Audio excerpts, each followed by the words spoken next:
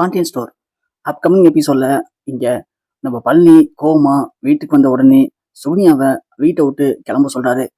ஆப்பத்தா, ஏண்டா பழனி என்னாச்சு அப்படின்னு கேட்க, இது மாதிரி நான் என் அண்ணனுங்கன்னு சொன்னனே, அவங்க 2 பேரும் தான் என் கல்யாணத்தை நிப்பாடி இருக்கானுங்க. அதுவும் அவனுக்கு சொன்ன காரணத்தை கேட்கும்போது எனக்கு ரொம்பவுமே அசிங்கமா இருக்கு. இனிமே நான் இந்த வீட்டிலே இருக்க மாட்டேன், நான் என் அக்கா வீட்டுக்கே போறேன் அப்படின்னு இங்க பழனி சுகன்யா வளைச்சுக்கிட்டு பாண்டி வீட்டுக்கு போறாரு. பாண்டியன் பார்த்த உடனே, டேய் பழனி, ஏன்டா இங்க வந்த? அதுக்காக ஏன்டா கோச்சிட்டு வந்தியா?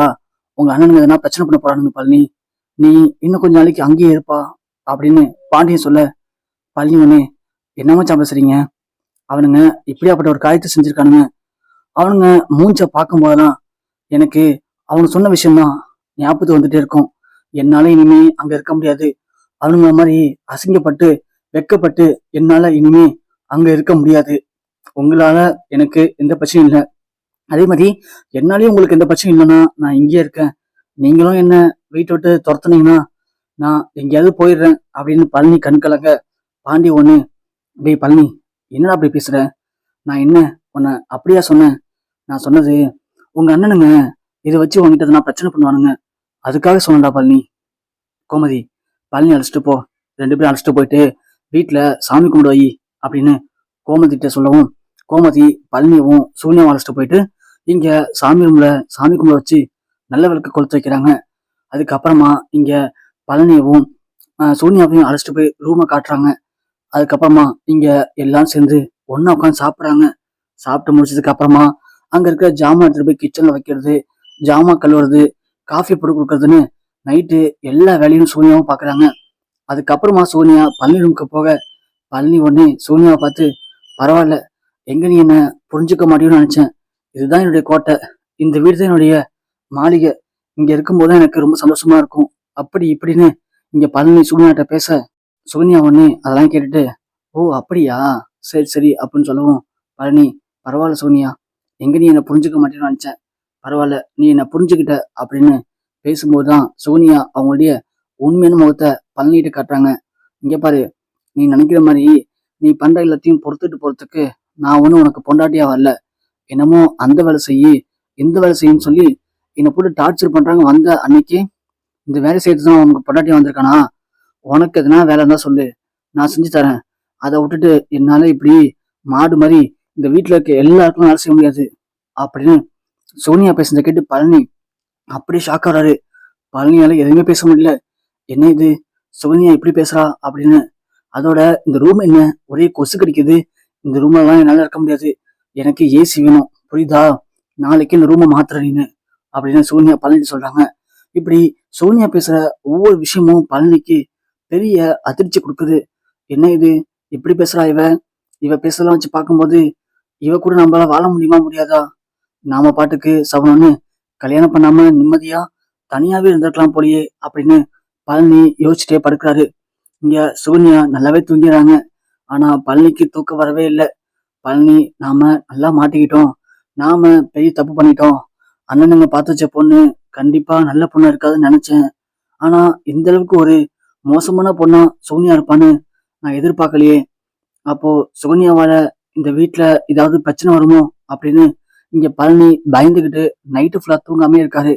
காலைல விடிஞ்சதும் குளிச்சுட்டு கடைக்கு கிளம்பிடலாம், இந்த சோனியா கூட இருந்தோம்னா நாம மன உளைச்சலுக்கு தான் உள்ளாகணும் அப்படின்னு இங்க பழனி காலையிலேயே குளிச்சுட்டு கடைக்கு கிளம்புறாரு.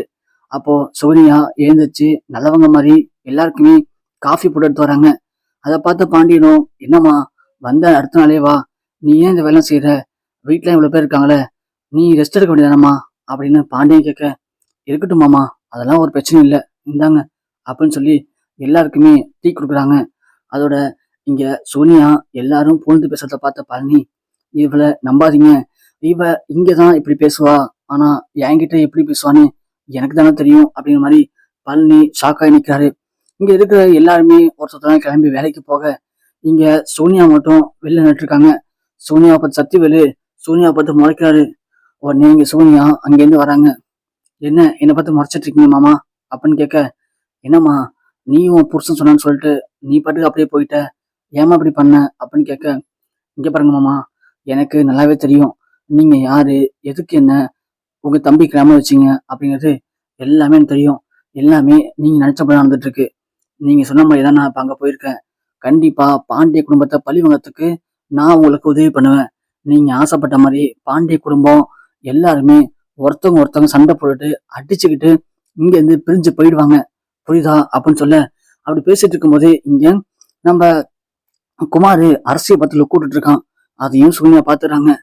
என்னமாம்மா இது? ஓ, உங்க பையனுக்கு அரசியை கல்யாணம் வச்சு அது மூலியமா பாண்டிய குடும்பத்தை பழி வாங்கணும்னு நினைக்கிறீங்க, அப்படிதானே? என்னம்மா இப்படி கப்பு கப்புன்னு பிடிச்சிக்கலாத்தீங்க நீனு? ஆமா, உங்களை விட நான் பெரிய கேள்விதான், புரியுதுங்களா? எனக்கு நல்லாவே தெரியும் நீங்க என்ன பண்ணுவீங்கன்னு சொல்லிட்டு.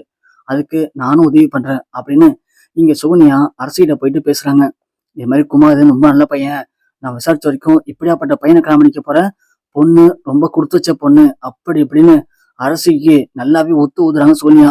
அரசி மனசுலயும் ஆசை வளருது, நாம குமாரை கல்யாணம் பண்ணிக்கலாம் அப்படின்னு அரசியும் மனசுல ஆசையை வளர்த்துக்கிறாங்க. இது எல்லாத்தையுமே பழனி பாத்துறாரு. பழனி போயிட்டு சுகன்யாட்ட சண்டை போறாரு. என்ன பண்ணிட்டு இருக்க நீன்னு? குமாரை பத்தி எதுக்கு அரசிட்டு பேசிட்டு இருக்க அப்படின்னு கேட்க, ஏன், குமாருக்கு அரசியை பிடிச்சிருக்கு, அரசிக்கும் குமாரை பிடிச்சிருந்தா 2 பேரும் கல்யாணம் வச்சிடலாம் அப்படின்னு சொல்ல, இங்க பழனி செம்ம டென்ஷன் ஆறாரு. என்ன நினைச்சிட்டு இருக்க நீ இப்பெல்லாம் பேசிட்டு இருக்க? குமாரு மோசமானவன். அப்படி இருக்கும்போது குமாருக்கு அரசியா, அதான் சரிப்பட்டு வராது அப்படின்னு இங்க பழனி சொல்ல, உடனே சூனியா சொல்றாங்க, ஓ அப்படியா, உனக்கு கூட தான் நான் சரிப்பட்டு வரமாட்டேன், இருந்தாலும் நான் உனக்கு கல்யாணம் பண்ணிக்கல, அதெல்லாம் சரிப்பட்டு தான் வரும், இதை நீ இதோட விட்டுரு, இதுல நீ தலையிடாத அப்படின்னு சோனியா இங்க பழனிகிட்ட மூஞ்ச சமயம் பேசுறாங்க. பழனி ஒண்ணு இந்த விஷயம் மட்டும் மச்சானுக்கு தெரிஞ்சுன்னா வீட்டுல நடக்கிற கலவரமே பெருசா இருக்கும், பாத்துக்கோ, நீ கொஞ்சம் ஜாக்கிரதையா இருக்கலாம் நல்லது அப்படின்னு சொல்ல, இந்த விஷயம் உனக்கு மட்டும் தான் தெரியும், இதுக்கப்புறம் உங்க மச்சானுக்கு தெரிஞ்சுன்னா அது ஓ மூலியமா தெரிய வரும், புரியுதா? அதனால அப்படி மட்டும் இந்த விஷயம் உங்க மச்சானுக்கு தெரிஞ்சுன்னு வச்சுக்கேன், நீ உயிரோட இருக்க மாட்ட, உன்னை சோத்துல வச வச்சு கொண்டுடுவேன் அப்படின்னு மாதிரி இங்க சோனியா பழனியை மிரட்டி விடுறாங்க. அதை கேட்ட பழனி இங்க ஷாக் ஆகி நிக்கிறாரு. என்ன இவ இப்பெல்லாம் பேசுறா? போற பக்கம் பார்த்தா இவ உண்மையிலே நமக்கு சோத்துல வசம் வச்சிருவாரோ? நாம தப்பான பொண்ணை கல்யாணம் பண்ணி மச்சான் வீட்டுக்கு அழைச்சு வந்துட்டோமோ?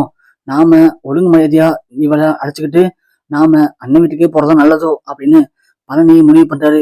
ஆனா நாம இங்கிருந்து எப்படி திரும்பவும் நம்ம அண்ணனுங்க வீட்டுக்கு போறது?